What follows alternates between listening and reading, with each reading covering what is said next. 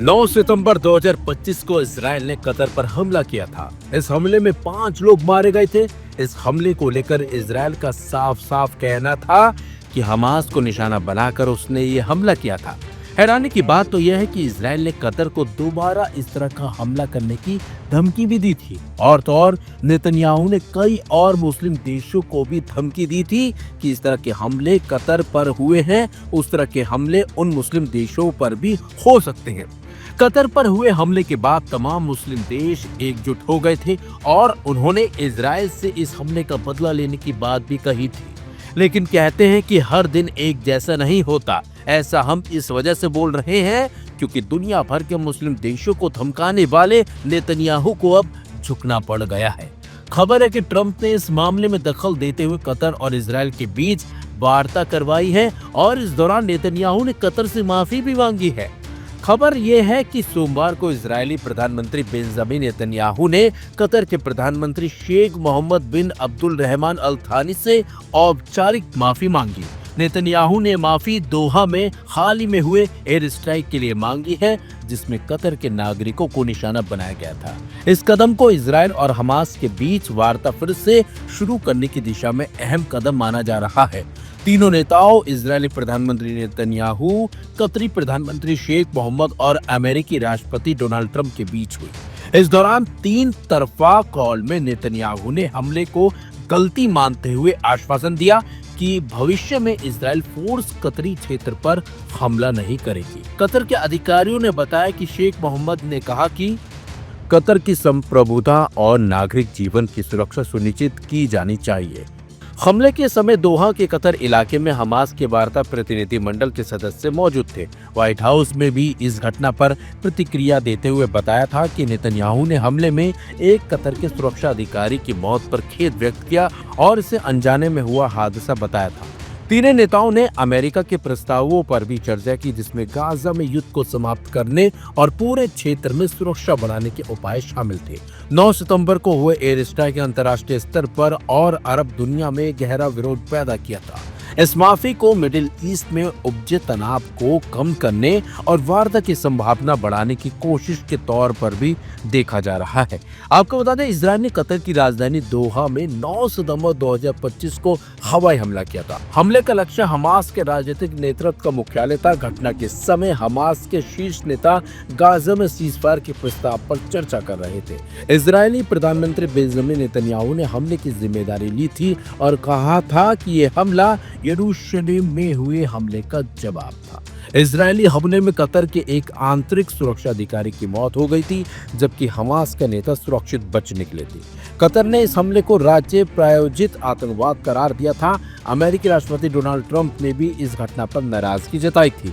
इस हमले के बाद क्षेत्र में तनाव बढ़ गया था और कतर ने इजराइल के खिलाफ कड़े रुख की चेतावनी और युद्ध की चेतावनी दी थी। लेकिन अब सब शांत होता दिखाई दे रहा है और जिस तरीके से नेतन्याहू झुके हैं और उन्होंने कतर के पीएम और कतर से माफी मांगी है, उससे माना जा रहा है कि मिडिल ईस्ट में भी शांति बहाल फिर से हो सकती है। फिलहाल देखना होगा आगे क्या कुछ अब होने वाला है, जिस तरीके से नेतन्याहू अब मुस्लिम देशों के आगे झुके हैं।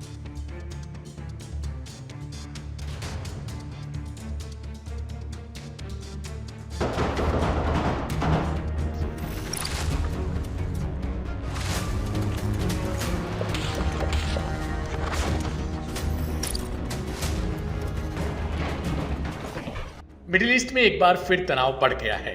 हमास ने गजा के खान यूनिस में स्थित आईडीएफ के एक कैंप पर हमले का 3 मिनट का चौंकाने वाला वीडियो रिलीज किया है। इस वीडियो में हमास के लड़ाके सुरंगों से निकलते हुए हथियारों के साथ आईडीएफ बेस पर हमला करते दिख रहे हैं। यह हमला इतनी सटीकता और ताकत से किया गया कि आईडीएफ भी चौंक गया। वीडियो की शुरुआत में हमास के लड़ाके सुरंगों से बाहर निकलते हैं और उनके पास ग्रेनेड लॉन्चर्स, मशीन गन्स और रॉकेट जैसे भारी हथियार हैं।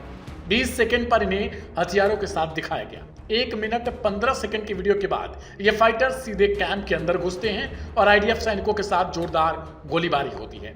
बुलेट्स और ग्रेनेड्स उड़ती हैं और टकराव बेहद हिंसक और भयावह नजर आता है। वीडियो में 2 मिनट 53 सेकंड के बाद हमास के लड़ाके आरपीजी लॉन्चर का इस्तेमाल करते हुए दिखाई देते हैं। इस अचानक हुए हमले के बाद ये लड़ाके वापस सुरंगों में चले जाते हैं। वीडियो में धमाके और क्षतिग्रस्त हुई बिल्डिंग्स के दृश्य भी देखे जा सकते हैं। हालांकि आईडीएफ ने इस मामले को लेकर एक बयान जारी किया, जिसके मुताबिक इस अचानक हुए हमले में कुल 15 हमास के लड़ाके मारे गए, जिनमें 8 बेस के अंदर और 7 एयर स्ट्राइक में मारे गए थे। आईडीएफ ने यह भी स्वीकार किया कि बिल्डिंग में हमास की घुसपैठ एक बड़ी सिक्योरिटी फेल्योर थी। इस हमले में 3 इजरायली सोल्जर भी घायल हुए और यह लड़ाई केवल 10 मिनट तक चली। हमास ने इस वीडियो के माध्यम से यह भी संदेश दिया, इजराइल के प्रधानमंत्री नेतन्याहू के अमेरिकी दौरे के दौरान वे किसी भी तरह की कमजोरियों का फायदा उठा सकते हैं। नेतन्याहू ने फॉक्स न्यूज को दिए इंटरव्यू में बताया कि इजराइल बंधकों को मुक्त कराना चाहता है और गजा में विसैन्यीकरण करना चाहता है। उनका कहना था कि हमास को किसी न किसी तरीके से शस्त्र रखने के लिए मजबूर करना और गाजा के लोगों के लिए एक नया भविष्य स्थापित करना बेहद जरूरी है। हालांकि हमास ने इस हमले के वीडियो के जरिए नेतन्याहू और उनके सुरक्षा तंत्र को चुनौती दे डाली है।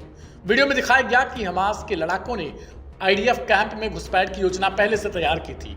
उनकी रणनीति और उनकी प्लानिंग की क्षमता इतनी सटीक थी कि आईडीएफ को बड़ी चुनौती का सामना करना पड़ा। इजराइल के लिए हमला केवल एक मामूली सुरक्षा चुनौती नहीं है, बल्कि पूरे क्षेत्र में कहीं न कहीं तनाव को बढ़ा सकता है। कुल मिलाकर खान यूनिस के इस कैंप पर हमला और वीडियो ने स्पष्ट कर दिया कि हमास अभी भी अपने लड़ाकू क्षमता बनाए हुए है। इजराइल के लिए यह संदेश भी है कि किसी भी समय नई चुनौतियों का सामना उसे करना पड़ सकता है। यह घटना मिडिल ईस्ट की सुरक्षा स्थिति को और भी ज्यादा जटिल बनाती है और फिर क्षेत्र में शांति के प्रयासों पर भी गंभीर सवाल खड़े करती है। यमन के हूती विद्रोहियों ने मंगलवार 22 सितंबर को इजराइल पर हमला करके सबको चौंका दिया था। इस हमले में हाइपरसोनिक मिसाइलों का इस्तेमाल किया गया था, जो मल्टीपल वॉरहेड्स के साथ इजराइल पर बरसी। वीडियो में साफ देखा जा सकता है कि कैसे मिसाइलें अलग अलग हिस्सों में बंटकर हमला कर रही थी। इस दौरान इजराइल के कोने कोने में सायरन की तेज आवाजें सुनाई दे रही थी और नागरिक अनफानन में शेल्टरों में भागते नजर आए। हूतियों के अनुसार इस हमले में 2 लोग मारे गए और 48 लोग घायल हुए। यह हमला उस जवाब में किया गया था जब इजराइल ने यमन के हूती ठिकानों और शस्त्र भंडारों को निशाना बनाया और करीब 70 बमों से हमला किया। इस बीच एक बड़ी खबर सामने आ रही है जिसने इजरायली सेना की नींद उड़ा दी है। खबर ये है कि यमन के हूती विद्रोही अब सिर्फ हमले नहीं कर रहे हैं, बल्कि छुपकर हथियारों की फैक्ट्री खड़ी कर रहे हैं। लंबी रेंज की मिसाइलें और खतरनाक ड्रोन्स वे तैयार कर चुके हैं। हालिया हमलों ने इजराइल की चिंता बढ़ा दी है। इजराइल ने कुछ दिन पहले ऑपरेशन मूविंग पैकेज के तहत सना पर जबरदस्त एयर स्ट्राइक की। इसमें 65 से ज्यादा बम गिराए गए और हूती कमांड सेंटर और हथियारों के गोदाम ध्वस्त किए गए। यह हमला हूतियों के ड्रोन हमलों के जवाब में किया गया था।